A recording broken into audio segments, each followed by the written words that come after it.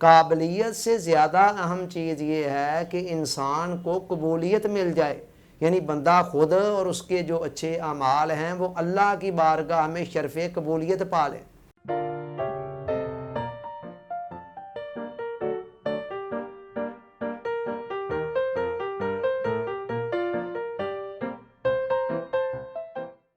Dear audience, السلام علیکم۔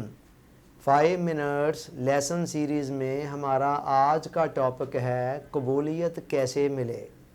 گزشتہ لیکچر کا خلاصہ یہ تھا کہ انسان کے اندر قابلیت کا ہونا، صلاحیت کا ہونا، استعداد کا ہونا بہت اچھی بات ہے، اور اس کے لیے کوشش بھی کرنی چاہیے کہ انسان میکسیمم اپنے اندر صلاحیت پیدا کرے، اپنی صلاحیتوں کو پالش کرے، اجاگر کرے، اپنی قابلیت کو بڑھائے۔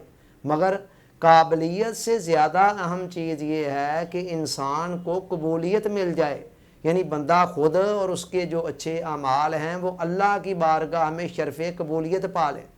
اب سوال یہ ہے کہ قبولیت کو حاصل کرنے کا طریقہ کیا ہے، قبولیت ملتی کیا ہے، اس کا کیسے ہے، اس کا ضابطہ کیا ہے۔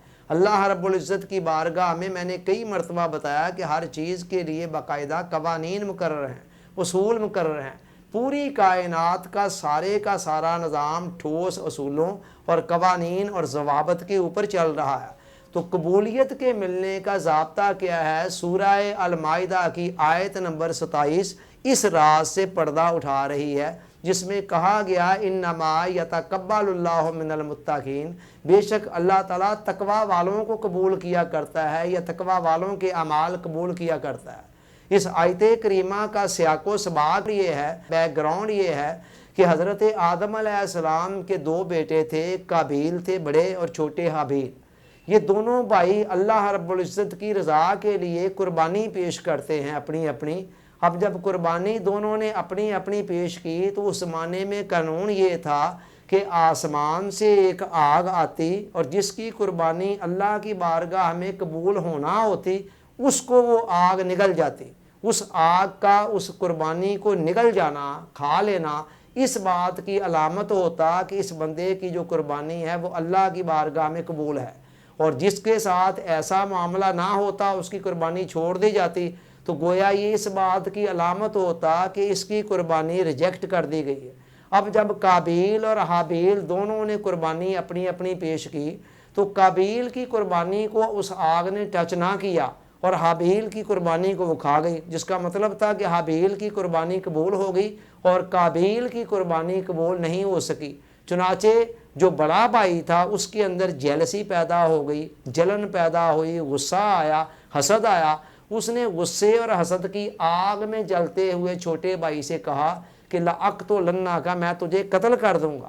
چھوٹے نے جواباً کیا کہا؟ چھوٹے نے کہا بڑے بھیا میرے اوپر غصہ کرنے کی کوئی ضرورت نہیں ہے، تم اپنا انالیسز کرو، تمہارے اپنے اندر کوئی کمی ہوگی جس کی بنا پر تمہاری قربانی قبول نہیں ہو سکی۔ وہاں پر اس نے یہ جملہ بولا جو میں نے ابھی پڑھا کہ انما یتقبل اللہ من المتقین، اللہ تعالیٰ تقوی والوں کے اعمال قبول کیا کرتا ہے۔ تو تم دیکھو تمہارے اپنے اندر تقوی کی کوئی کمی ہے جس بنا پر تمہاری قربانی قبول نہیں ہوئی۔ اس حوالے سے تمہیں میرے اوپر خام خواہ رنجیدہ ہونے کی یا غصے میں آنے کی یا میرے ساتھ حسد کرنے کی یا جلنے کڑنے کی ضرورت نہیں ہے۔ تم اپنی کمی کا جائزہ لو کہ تمہارے اندر کون سی کمی ہے جس بنا پر تمہاری قربانی قبول نہیں ہو سکی۔